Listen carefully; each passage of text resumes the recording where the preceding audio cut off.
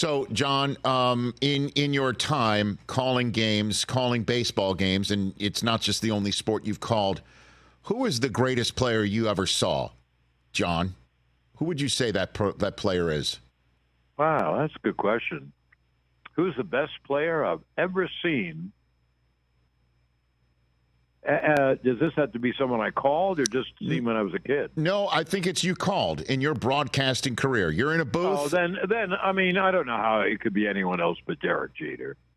Derek Jeter came up to the Yankees in '96, and I kid everyone, he became the Yankee captain without portfolio.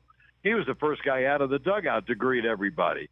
And here he is, this kid, and he became the heart and soul of the Yankees on a team that had a lot of heart and a lot of soul and went on to win the World Series. But to see Derek do it on a day-by-day basis and care so much about winning and care so much about his ball club, I think I think he would be the greatest. What about basketball, John? You called Nets games back in the day. You spent times calling basketball. Who's the best basketball player you had the privilege of calling action for, John? I guess Dr. J. He was fabulous. He didn't get his due, and he never should have left the Nets. He shouldn't have left the Nets, and Earl Monroe shouldn't have left the Bullets. But Dr. J, I'd say as an opponent, Larry Bird.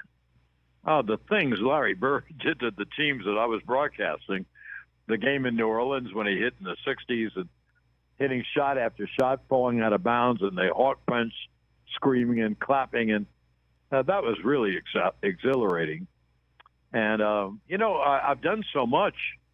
I'm the type who does it and leaves it. I don't – first of all, I do everything by the seat of my pants.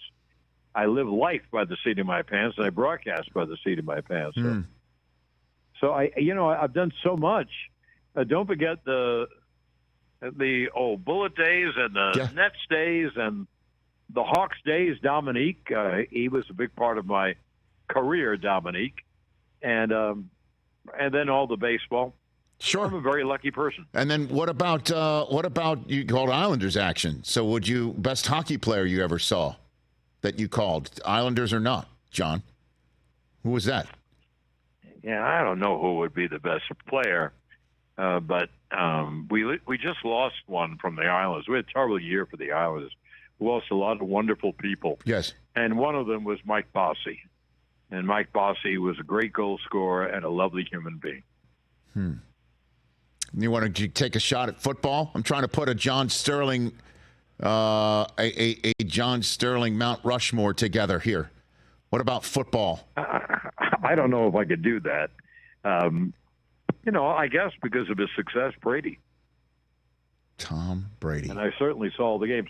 Yeah, Rich, I'm one of those guys who, and I'm going to do this now, I see every football and basketball and hockey playoff game and regular season game. I mean, I love sports. It's been obviously an enormous part of my life and will continue to be. I just don't have to broadcast anymore. I know. And, John, that's why I wanted to have you on to say thank you for all those years of enjoyment and for everybody who pulled up a chair or sat down or was driving around or wherever they heard the sound of your voice to say thank you, John, and congrats. You used a phrase, Rich, Vin Scully phrase, so pull up a chair.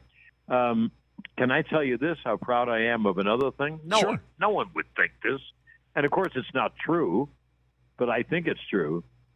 Vin Scully began with the Dodgers in the very early 50s, and they got rid of Red Barber, and they put Vinny on. And I want to tell you, Rich, I knew Vin Scully was great before anyone else. I listened to him, and Vin Scully even said, I benefited by a generation of mistakes. And I thought Scully, the Dodgers, when he was a really young guy in the early 50s, I knew he was better than everyone. Mm-hmm. Catch the Rich Eisen Show every single day on the Roku channel, 12 to 3 Eastern, for free.